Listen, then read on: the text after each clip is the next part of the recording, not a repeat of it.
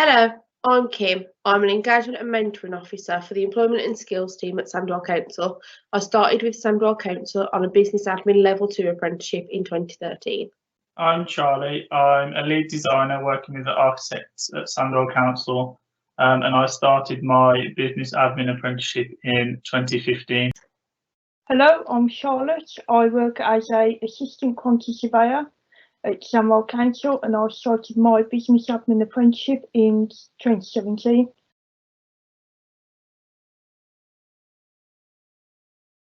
I got into the apprenticeship because I had a gap year in my education before I wanted to go to university to become a teacher.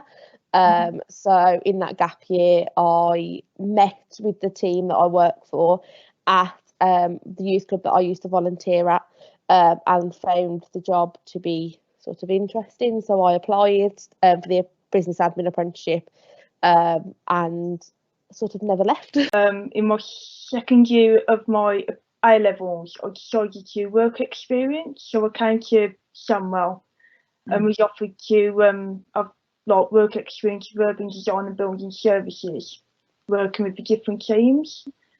So I did spend some time with the architects, and I come across quantity surveying purely on accident, and it was something that I got interested in and took advantage of the work experience to gain a bit of knowledge and background. So then it would have been about 6 months later the apprenticeship came up.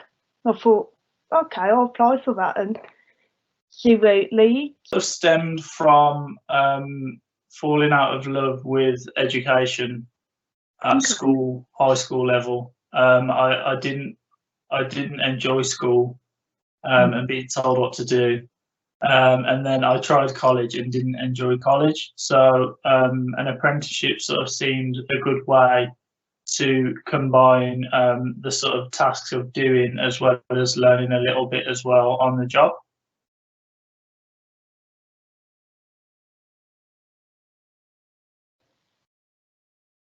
Gaining a lot of knowledge in the software packages that the architects use, the quantity surveyors use, which really, stuff that I've never come across before. And also the business admin side of it, dealing with and learning about internal policies and procedures, which has been useful even, today. It's the foundations that you can build upon. Yeah, so the admin apprenticeship is the foundation of my role. It's taught me from the start what the whole of the team does that I currently work for. So it's given me that background knowledge to my job to help me progress into the role that I'm doing now and understand from a personal perspective as well of doing the apprenticeship so that I can help other people within their qualifications.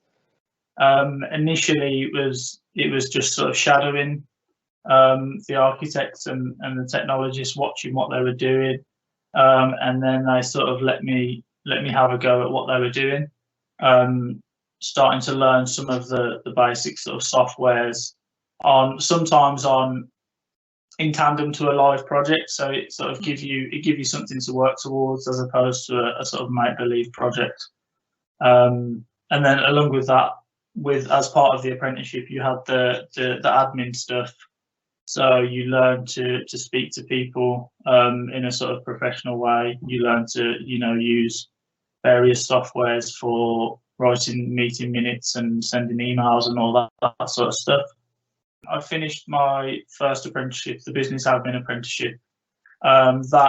That gave me a bit of knowledge and experience to get into university. It gave me the sort of more practical experience as opposed to the A levels.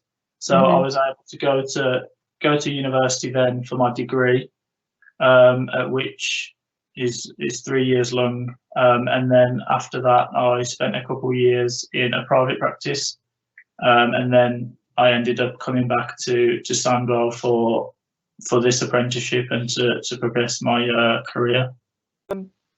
While doing my level 2 business admin apprenticeship, I was also asked if I'd like to do a HNC in construction, which would enable me then to go on to my level 6 degree.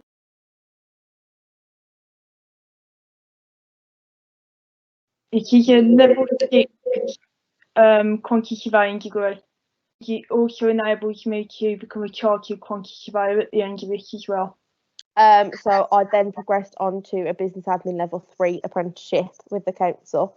And I'm currently working on a career professional development level 6 qualification. The apprenticeship now is it's a level 7 apprenticeship, but it's the equivalent and sort of beyond to a master's in architecture. Okay. And then it also encompasses the registration exam and case study as well. So at the end of the apprenticeship, I should be, all being well, a qualified architect.